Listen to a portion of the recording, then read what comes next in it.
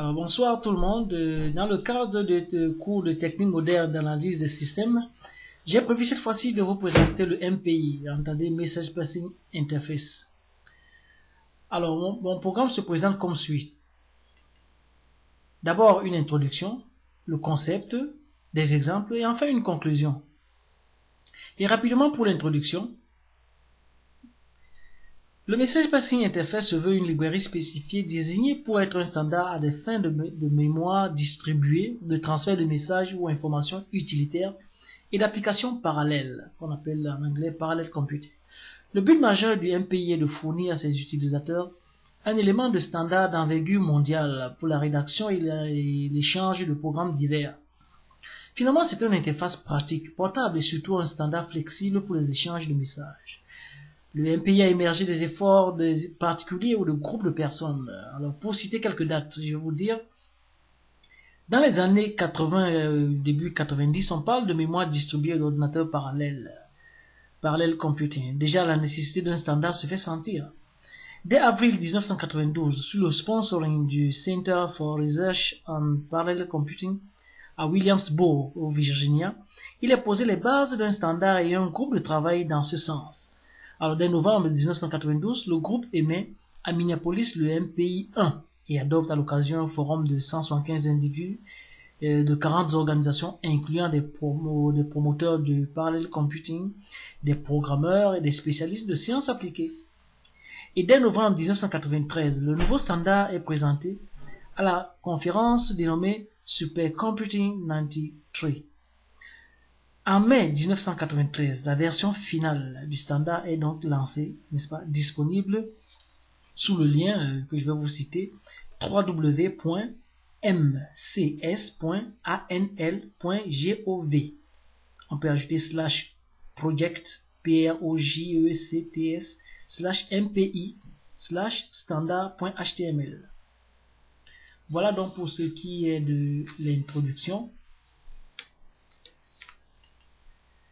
Voilà, alors pour ce qui est de le concept donc c'est on a ce genre de conception qui prévoit, n'est-ce pas, des processeurs tels que vous voyez ici là, et qui sont en fait aussi les mémoires, le central processus, enfin l'unité centrale de processus. Alors dans le concept, on peut prévoir le message passing, la procédure, la librairie, l'envoi, réception et le synchronisme. En gros, le message passing est une méthode de passage de messages d'un processeur à l'autre. Et puis les messages sont passés en paquets. Et ça peut être, les paquets consistent, n'est-ce pas, ça peut être un ou deux ou trois ou plusieurs paquets de messages à passer entre un processeur à l'autre. Pour ce qui est du process lui-même, le process est en quelque sorte un programme, n'est-ce pas, et exécuté dans le processeur. Pour la librairie, n'est-ce pas, la librairie donc est une collection de routines pour l'envoi et la réception, n'est-ce pas, des messages.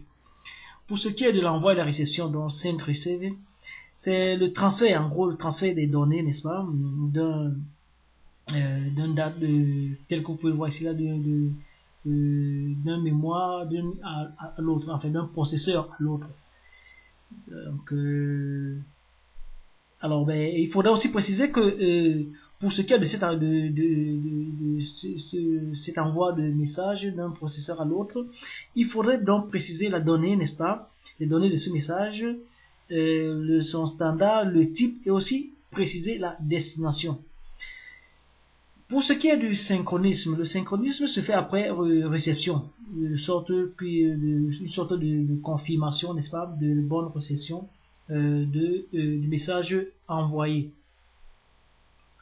Alors, en deuxième partie, nous avons, n'est-ce pas, le buffering. Pour ce qui est du buffer, c'est en quelque sorte l'espace, l'adresse, n'est-ce pas, du message à envoyer. Alors, c'est ce qui permet, n'est-ce pas, de localiser le message. Alors, pour ce qui est du buffer system, le buffer system, c'est un peu, à quelque sorte aussi, un espace toujours pour le stockage de messages. Cet espace permet aussi au message d'être asynchrone, au besoin. comme le montre aussi ce deuxième schéma, n'est-ce pas, vous avez le process A et le process B, n'est-ce pas, l'application à envoyer et l'application à recevoir. Alors, vous pouvez constater le chemin parcouru pour arriver à l'application de réception. Alors, il y a par la suite, toujours dans le concept, il y a la communication, le blocage, le passage et le groupe et le rank. Rapidement pour la communication, c'est la routine de communication, n'est-ce pas, de messages, tout simplement. Et dans cette routine, il y a possibilité d'utiliser le blocage de la communication. On peut s'empêcher d'être en communication avec un groupe ou une telle personne désignée. Et on peut aussi avoir le passage. Le passage, c'est quoi? C'est un peu l'inverse du blocage. C'est le non-blocking, en quelque sorte. Et il y a aussi le groupe. Alors, ça, c'est le communicateur en groupe. Ça, c'est la communication en groupe, n'est-ce pas? Possibilité de définir quel groupe avec lequel on est en communication. Le spécifier, quoi. Par quelques arguments requis. Et enfin, le rank. Le rank, c'est tout simplement dans la communication, n'est-ce pas? Chaque process ou procédure a son identité, ID, en quelque sorte, et qui est donc restreint, n'est-ce pas? Il commence par le chiffre 0. Alors, il est utilisé, n'est-ce pas, pour le programmeur pour spécifier la source et la destination du message. Donc, j'ai prévu dans la troisième partie donc, de vous donner quelques exemples. Et rapidement, je commence par vous montrer ici comment se structure la structure générale d'un programme MPI. Alors, il y a d'abord le MPI include file. Par la suite, il y a l'initialize MPI environment. Then you have the work and make message passing calls. Et puis on finit par le terminate MPI environment. Pour le lancement du programme, comme vous le constatez ici, la Getting Start, il y a le header files, les en-têtes.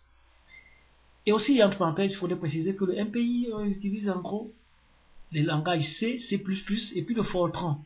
Donc, vous voyez l'en-tête, comme pour les connaisseurs du langage C, include MPI.h, il est le même du côté Fortran. Et dans le format donc du MPI calls, vous avez le format, l'exemple et le code erreur. Ça c'est pour ce qui est du langage C. Et versus le côté Fortran, il se présente toujours dans le même format, exemple et puis erreur de code. Voici une routine, n'est-ce pas, d'élaboration d'un environnement. Alors, vous pouvez constater en tête le MPI.h pour le fichier MPI et aussi l'include le standard input-output.h et la suite du programme, enfin, pour le C. Et la version de Fortran aussi ici, là, vous pouvez remarquer l'include MPI f.h. J'ai aussi prévu de montrer quelque chose qui serait intéressant pour nous qui faisons en électronique. Les quelques logiques, vous voyez le AND, le bitwise AND, le logical OR, le bitwise OR, tel qu'il est perçu par le MPI dans sa version C data types et puis sa version Fortran data types. Donc vous avez la somme, minimum et autres textes qui sont exploités, integer float, et ainsi de suite. Voilà donc pour ce qui est de l'aperçu général du MPI. Il ne me reste plus qu'à vous donner la conclusion. Et en conclusion, je dirais plutôt que donnerai quelques raisons pour lesquelles on peut utiliser le MPI. Vous savez, le MPI c'est l'un des seuls langages, n'est-ce pas, qui donne un standard de communication alors intercomputer et de groupe qui a une certaine standardisation, n'est-ce pas, implémenté par les connaisseurs.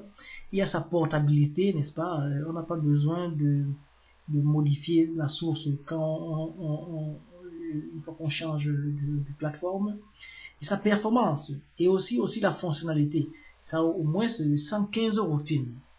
Voilà, donc je vais m'arrêter ici là et il ne me reste plus qu'à vous dire merci pour votre attention et au revoir.